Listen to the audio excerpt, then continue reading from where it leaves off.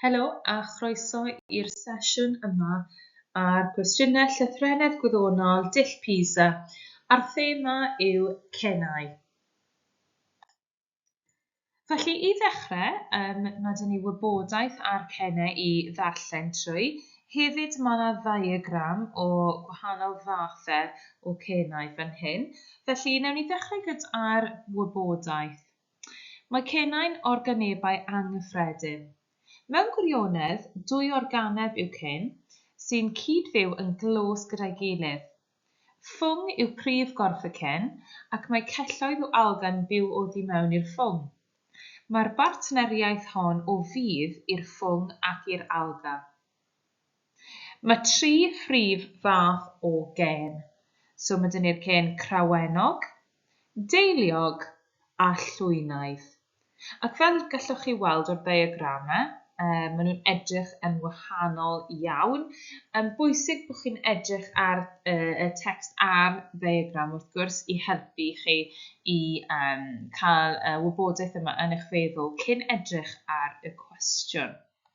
Nawr, mae'n bach fwy o wybodaeth eto i ddarllen, felly na i ddarllen hwn ar eich cyfer, dilynwch os gallwch chi. Mae cennau i'w cael yn tyfu ar risg o coed, creigiau a cherrig, yn ogystal â gwrthrychau eraill a wneir o faen fel adeiladau neu gerrig beddi. Mae cennau'n cael y mwynau a'r dŵr sydd ei angen arnynt o'r awyrgylch ac o ddŵr glaw. Am signal y sylweddau hyn yn uniongyrchol i mewn i'r cen drwy arwyneb. O ganlyniad, mae cennau'n sensitif iawn i lygredd aer, yn enwedig sylffwr deuocsid. Oherwydd y sensitifrwydd hon, mae cennau yn ddenyddyddion da o lygredd yr aer.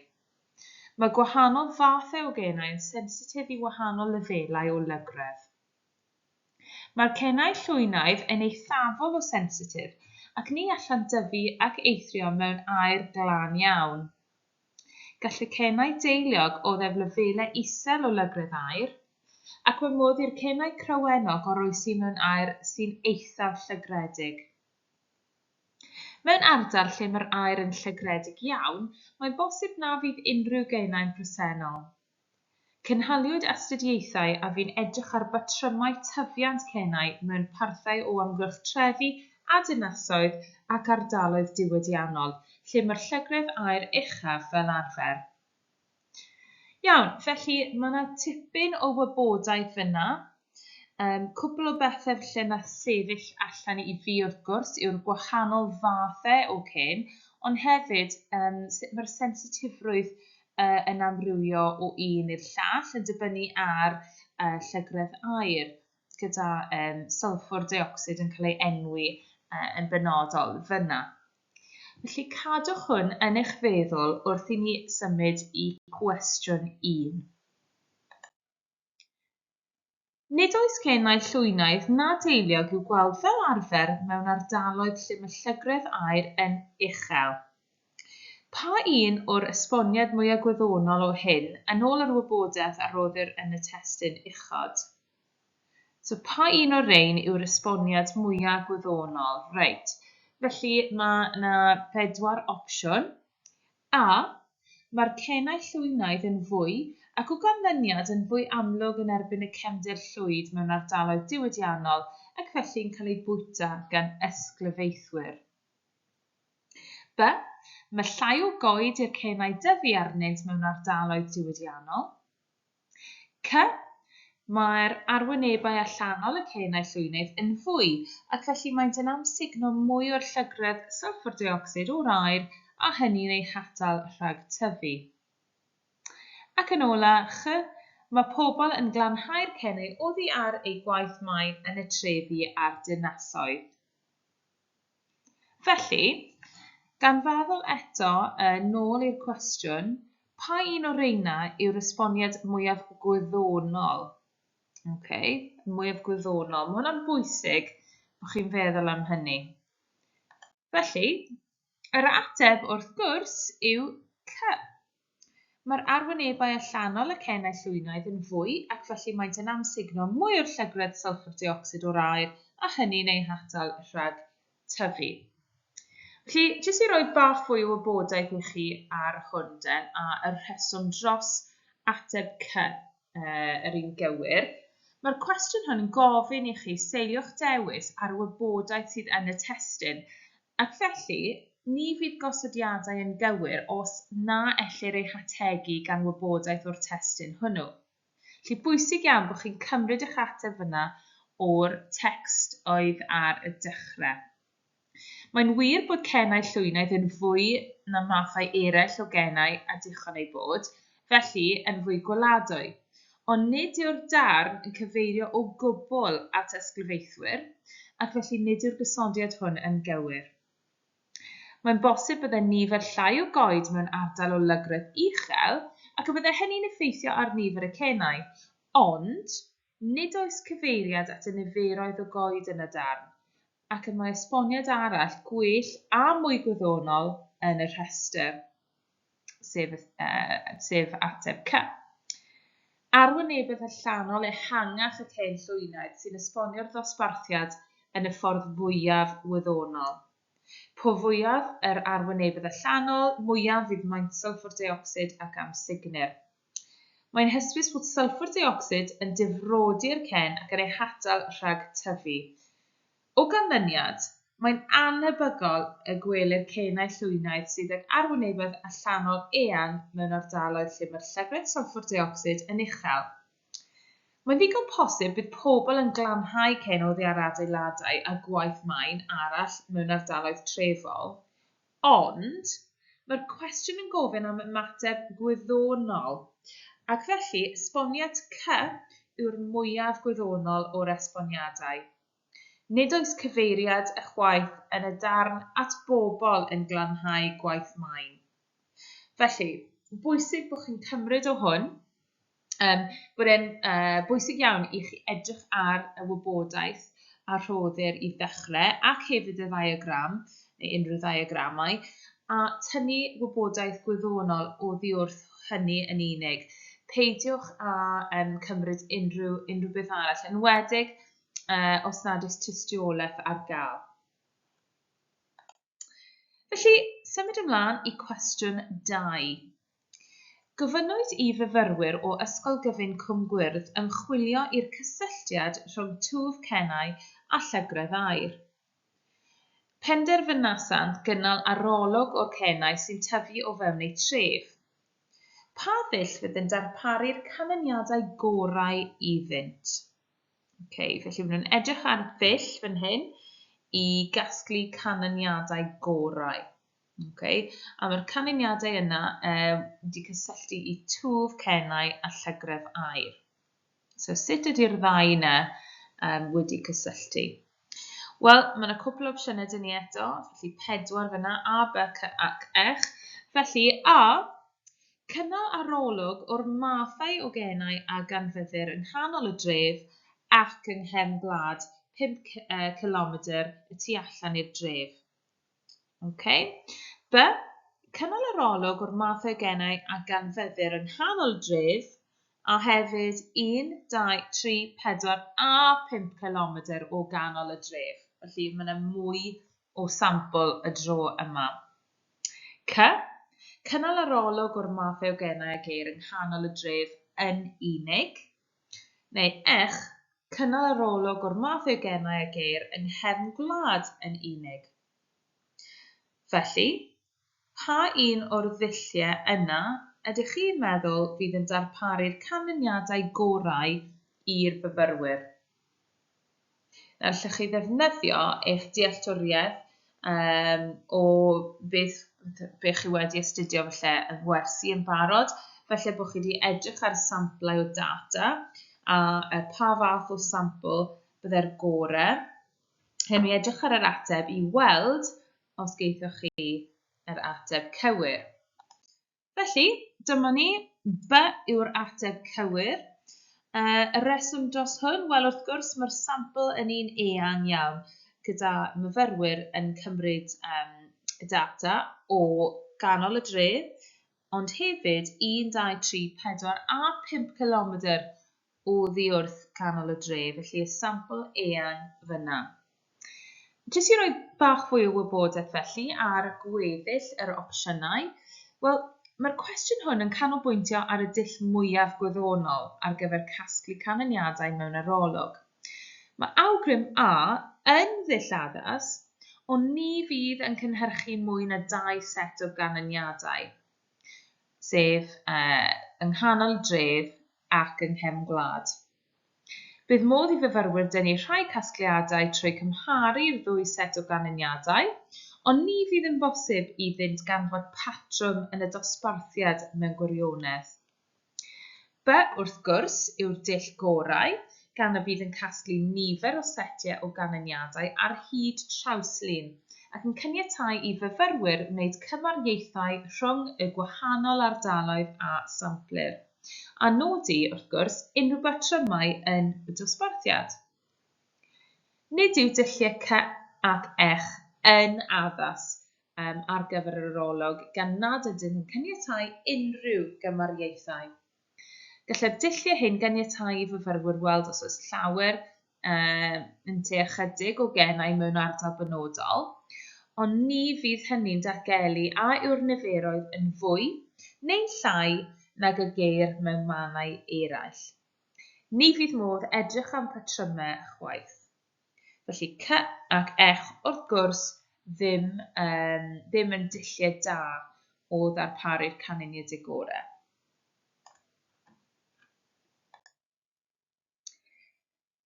Cwestiwn 3. Mae canol tref Cwm Gwyrdd yn dioddef lefelau uchel iawn o lygredd sylffwr deuocsid o gerbydau yn ystod yr oriau brig, peak times neu rush hour. Rhowch gylch am ie neu nage gyferbyn ar gosodiadau yn y tabl isod. Reit, felly edrychwch ar y tabl, sicrhewch bod chi'n deall y tabl cyn trio cynnig ar ateb. Felly, teitl fyna, mathau o gennau a ganfyddir yng nghanol tref Cwm Gwyrdd. Pa fath o gennau chi'n meddwl byddwch chi'n gweld os unrhyw, rai wrth gwrs, yng nghanol tref Cwm Gwyrdd, gan gofio yn y cwestiwn, mae hi'n dweud fyna bod Cwm Gwyrdd yn ddioddef o lefelau uchel iawn o lygredd sylffwr deuocsid o gerbydau. Felly cadwch hwnna yn eich feddwl. Wedyn, rhowch gylch o amgylch ie neu nage ar gyfer presenoldeb cennau crywenog, cennau deiliog, cennau llwynaidd, neu dim cennau bresennol o gwbl.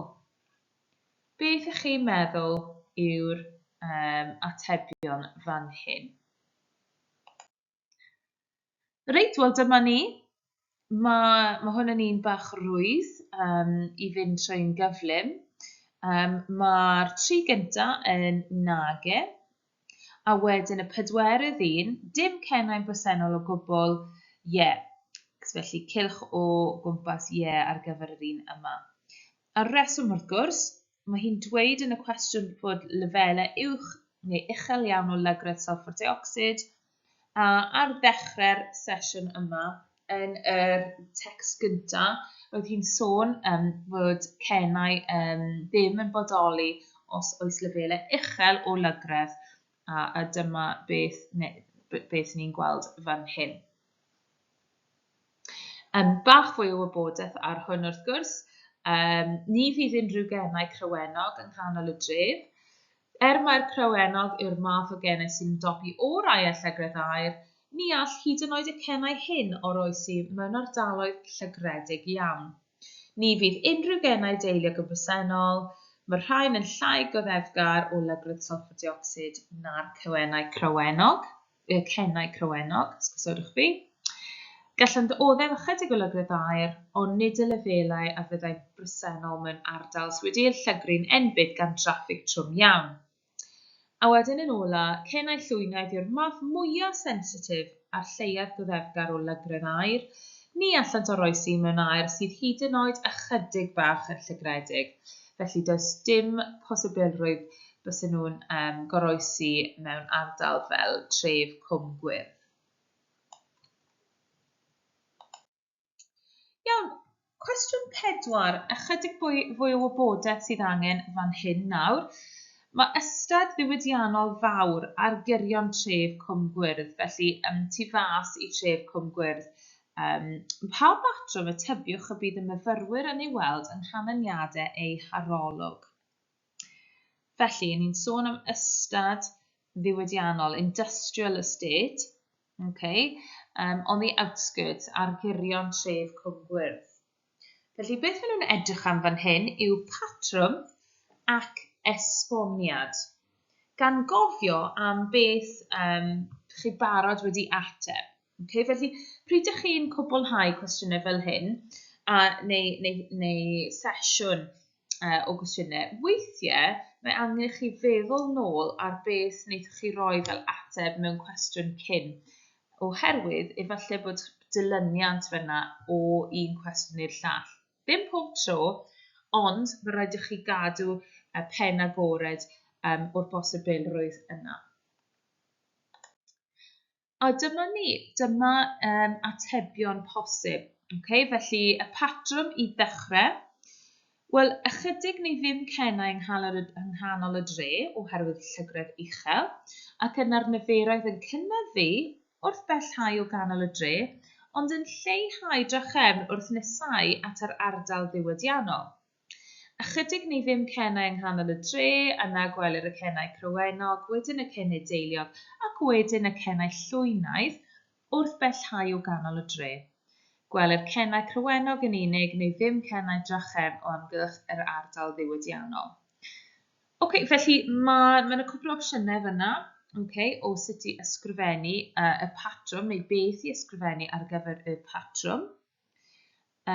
Ar gyfer yr esboniad, mae rhaid i chi sôn fan hyn am y lefelau sylffwr diocsid a'r llygredd aer.